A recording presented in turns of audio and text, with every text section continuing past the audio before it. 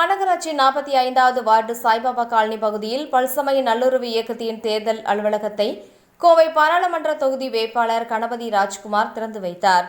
இந்நிகழ்ச்சியில் பல்சமய நல்லுறவு இயக்கத்தின் தலைவர் முகமது ரபி, ஒருங்கிணைப்பாளர் எம். ராமசாமி, மேயர் கல்பனா, பகுதி செயலாளர் ரவி உள்பட கூட்டணி கட்சியினர் பலர் உடனிருந்தனர். நடைபெறவுள்ள நாடாளுமன்ற தேர்தலில் கோவை பாராளுமன்ற தொகுதியில் இந்தியா கூட்டணி வேட்பாளராக திமுக வேட்பாளர் கணபதி ராஜ்குமார் போட்டியிடுகிறார். தமிழகத்தின் மிக முக்கிய நட்சத்திர தொகுதியாக கவனிக்கப்படும் இங்கு அரசியல் கட்சியினர் தீவிர பிரச்சாரத்தில் ஈடுபட்டு வருகின்றனர். இந்நிலையில் கோவை சாய்பாபா காலனி 45வது வார்டுக்கு உட்பட்ட பகுதியில் பல்சமய நல்லுறவு இயக்கத்தின் தேர்தல் அலுவலக திறப்பு விழா நடைபெற்றது. பல்சமய நல்லுறவு இயக்கத்தின் தலைவர் ஜே. முகமது ரபி தலைமையில் நடைபெற்ற இந்நிகழ்ச்சியில் ஒருங்கிணைப்பாளர் எம். ராமசாமி முன்னிலை வகித்தார். கோவை தொகுதி வேட்பாளர் ராஜ்குமார், மேயர் கல்பனா, பகுதி செயலாளர் ரவி ஆகியோர் புதிய அலுவலகத்தை திறந்து வைத்தனர்.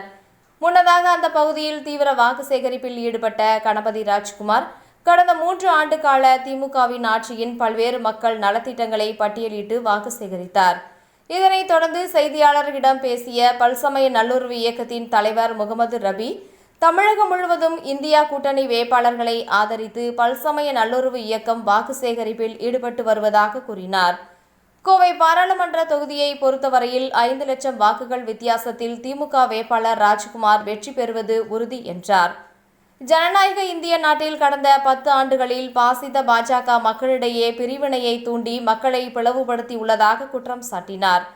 இந்த தேர்தலில் மக்கள் விரோத பாஜகவுக்கு இந்திய மக்கள் தகுந்த பாடத்தை புகற்றுவார்கள் எனவும், இந்தியா கூட்டணி 400 இடங்களில் வெற்றி பெறும் எனவும் தெரிவித்தார். இந்நிகழ்ச்சியில் அனைத்து ஜமாத் பொதுச் செயலாளர் முகமது அலி, திமுக பகுதி செயலாளர் ரவி, வழக்கறிஞர் ராதாகிருஷ்ணன், அப்துல் ரகுமான், அஜ்ரத், அபு தாகிர், வழக்கறிஞர் இஸ்மாயில், மெட்டல் சலீம், அருண்ராஜ், ஆறுமுகம், அப்துல் நைமு, சீனிவாசன், தகவல் தொழில்நுட்ப பிரிவு அபு தாகிர், கோல்டர் பாஷா ஆகியோர் உடனிருந்தனர்.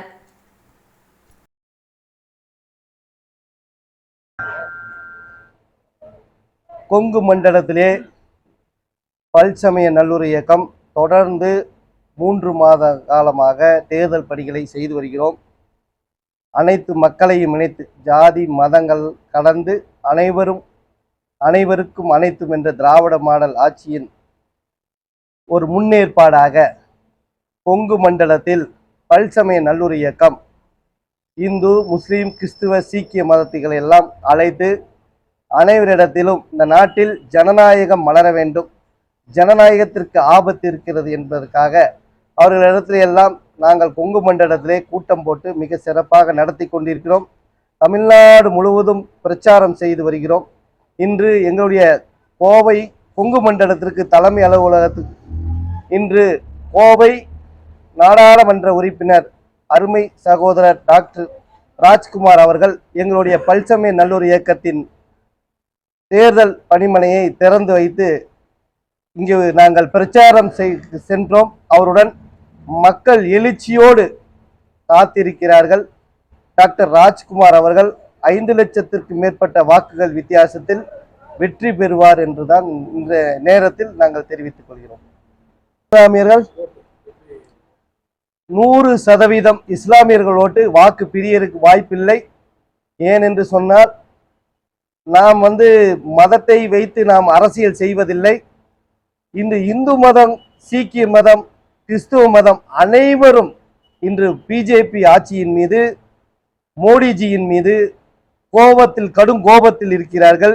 ஏனென்று சொன்னால் ஜிஎஸ்டி, வருமான வரி துறையை விட்டு எதிர்க்கட்சிகளை ஏவுவது, அவர்களுக்கு தோல்வி பயம் வந்ததற்காக அவர்கள் இந்த மாதிரி நடந்து கொண்டிருக்கிறார்கள். இஸ்லாமியர் வாக்கு மட்டுமல்ல, ஒட்டுமொத்த சமுதாய மக்களும், இந்து, கிறிஸ்துவ, இஸ்லாமிய அனைத்து வாக்குகளும் திராவிட முன்னேற்ற கழக கூட்டணிக்கு தமிழகம் முழுவதும் பெறுவதற்கு வாய்ப்புகள் இருக்கிறது. பாரதிய ஜனதா கட்சி இங்கு 3வது இடமோ 4வது இடமோ தான் போகும். 3 ஆண்டுகால் ஆட்சியில், திராவிட முன்னேற்ற கழக ஆட்சியில் மிக சிறப்பான திட்டங்கள் என்னன்னா, 1000 ரூபாய் தர்றாங்க மகளிருக்கு, இலவச பஸ் பாஸ், மக்களை தேடி மருத்துவம், அதே மாதிரி மதியான இந்த ஸ்கூல் குழந்தைகளுக்கு வந்து காலை உணவு திட்டம் இதெல்லாம் வந்து இந்தியாவுக்கே முன்மாதிரியாக தமிழக அரசு 36 மாதங்களில் மிக சிறப்பாக நடைபெற்றிருக்கிறது.